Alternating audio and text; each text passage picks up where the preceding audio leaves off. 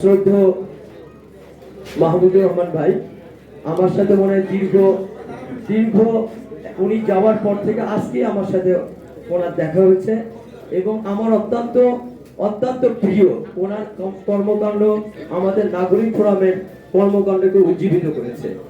আমি সংক্ষেপে কয়েকটা কথা বলবো।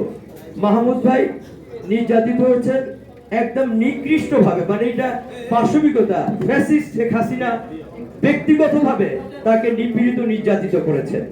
আমি এই আজকের এই সভা থেকে বলবো যে এই ফ্যাসিস্ট হাসিনা শুধু মাহমুদ ভাইকে নির্যাতিত করার ক্ষেত্রেই তার ফাঁসি হতে পারে, কারণ এত অন্যায় এত নির্যাতন এইটা বাংলাদেশে এটা আপনার পৃথিবীর কোথাও দেখা যায় না। আমাদের দেশনেত্রী বেগম খালেদা জিয়াকে ভুয়া মামলায়, মিথ্যা মামলায়, অসত্য মামলা, যেই মামলার কোনো মেরিট নাই সেই মামলায় তাকে জেল দেওয়া হয়েছে। এই কারণে তার ফাঁসি হতে পারে ইলিয়াস আলীকে গুম করার জন্য, ফাঁসি হতে পারে আপনার জামাতে ইসলামের 6 জন নেতা, আমাদের বিএনপি থেকে বলা হয় না সাকা চৌধুরী যুদ্ধ অপরাধী ছিলেন না আব্দুল কাদের মোল্লা, ছিলেন না কামরুজ্জামান, ছিলেন না মীর কাসেম আলী। আমাদের নাগরিক ফোরাম মাহমুদ ভাই জানেন আমরা ওয়ার ট্রাইব্যুনাল নিয়ে আমরা অসংখ্য আমরা প্রোগ্রাম করেছি, যার জন্য আমাকে প্রায় 3 মাস পালিয়ে থাকতে হয়েছিল।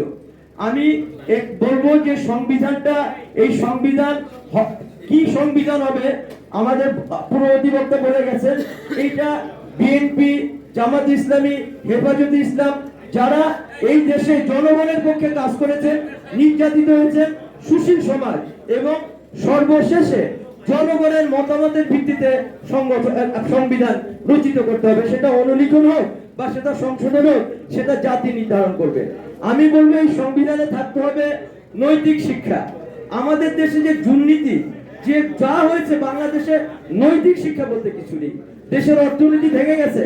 আজকে অন্তর্বর্তী সরকার ক্ষমতায় আছে, কিন্তু আপনি দেখেন আমাদের এখানে অনেক ব্যাংকাররা আছেন, অনেক প্রশাসনের লোকরা আছেন, সব আওয়ামী লীগার। মাহমুদ ভাই জানেন নিশ্চয়ই, এই আওয়ামী লীগার ফ্যাসিস্টকে রেখে এই অন্তর্বর্তী সরকার বাংলাদেশের ভালো কিছু করতে পারবে না।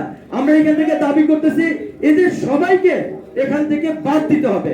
আমি আমার সংক্ষিপ্ত বক্তব্য এখানে শেষ করছি এবং আজকে আপনারা কষ্ট করে এসেছেন, সাংবাদিক বৃন্দ সবাইকে আমাদের নাগরিক ফোরামের পক্ষ থেকে ধন্যবাদ জানিয়ে আমি আমার বক্তব্য শেষ করছি।